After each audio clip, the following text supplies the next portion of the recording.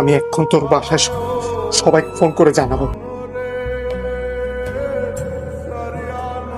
তুই কি বলতেছিস? আমি এখন যদি বাসায় না জানাই?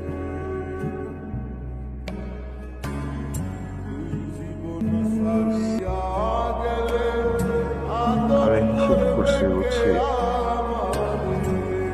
আমার কাছে না সব মিলে 30 লাখ টাকার মতো আছে। ডাক্তার তো বলে দিছে আমি কোনো ট্রিটমেন্ট করা বাঁচবো না। তো আমার বাসায় যদি ওরা জানতে পারে যে আমার এই অবস্থা,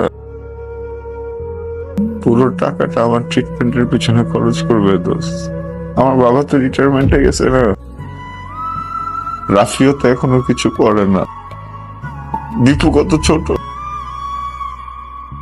আমার বয়স হয়েছে, আইসা আছে। ওরা যদি এই পুরো টাকা আমার পেছনে খরচ করে তাহলে কি দিয়ে চলবে দোস্ত? তুই